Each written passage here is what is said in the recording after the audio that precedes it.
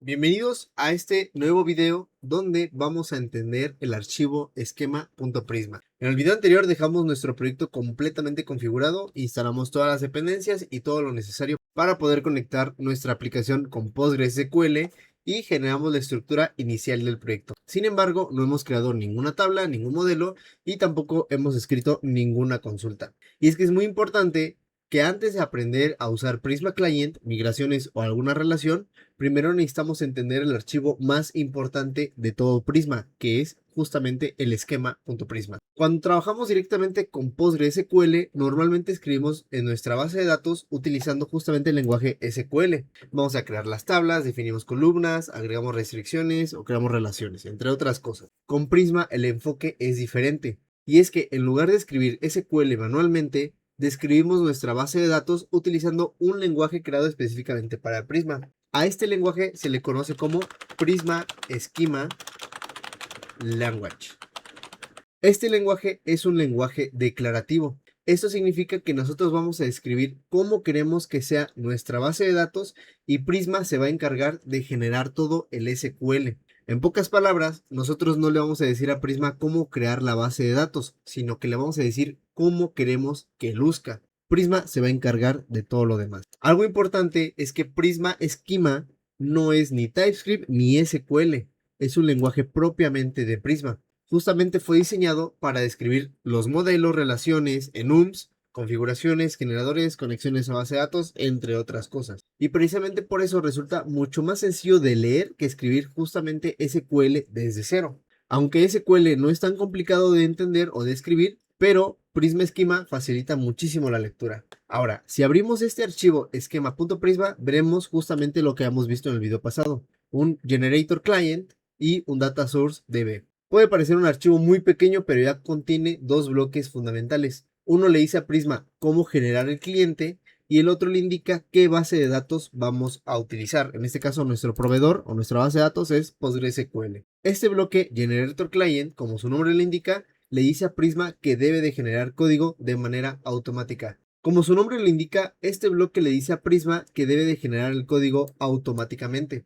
En este caso, ese código será Prisma Client. El nombre de client simplemente identifica a este generador. Podríamos ponerle cualquier otra cosa, pero vamos a dejar lo que está por defecto y normalmente todos los proyectos utilizan justamente la palabra o el nombre client. Después encontramos esta línea que es el provider. Aquí estamos indicando qué generador utilizará Prisma. Si vienes de versiones anteriores, antes existía el generador Prisma Client JS.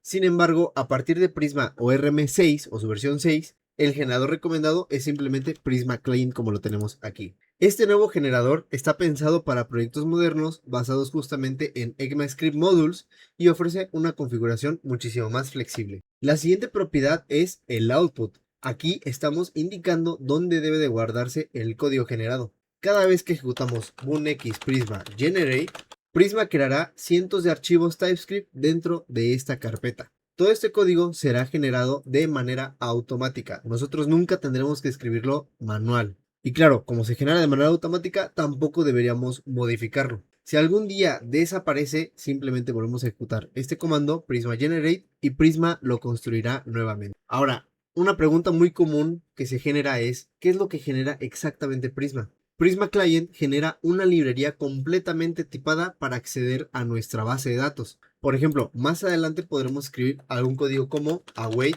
prisma.user. User sería un modelo dentro de este esquema y le ponemos find many.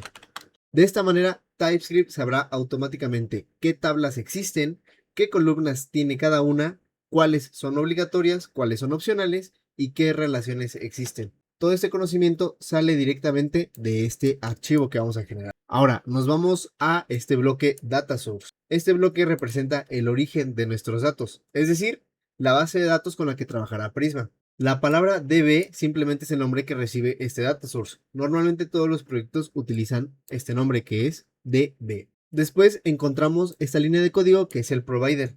Aquí indicamos qué motor de base de datos utilizaremos. En nuestro caso va a ser PostgreSQL. Pero Prisma también puede trabajar con algunos otros motores como por ejemplo MySQL, SQLite, SQL Server, Cockroach, DB o MongoDB. Como lo comenté anteriormente, durante este curso vamos a trabajar exclusivamente con Postgres SQL. Ahora, si vienes de versiones anteriores de Prisma, probablemente notes una diferencia. Aquí ya no aparece la propiedad URL. En Prisma versión 6, la configuración de conexión fue movida al archivo prisma.config.ts. Aquí Prisma obtiene la variable database URL desde nuestro archivo .env que acabamos de crear justamente en el episodio pasado. Aquí Prisma obtiene la variable database URL desde este archivo .env. Esta separación hace que el esquema quede más limpio y permite centralizar toda la configuración del proyecto en un solo lugar. Muy bien, hasta ahora conocemos solamente dos bloques, que es el client y el db, pero Prisma Schema puede contener muchísimos más. Por ejemplo, puede tener model, puede tener un enum, puede tener un type o puede tener justamente un view. Estos otros bloques los iremos aprendiendo poco a poco durante el curso. Ahorita no es necesario memorizarlo todavía. Muy bien, ahora quiero mostrarte algo que te ayudará a entender prácticamente todo Prisma. Imagínate el siguiente flujo. Tenemos el esquema.prisma. Este pasa por Prisma CLI. De aquí se generan las migraciones SQL. Y por último, ejecutamos todo en Postgres SQL. Si vemos, todo comienza con el esquema.prisma.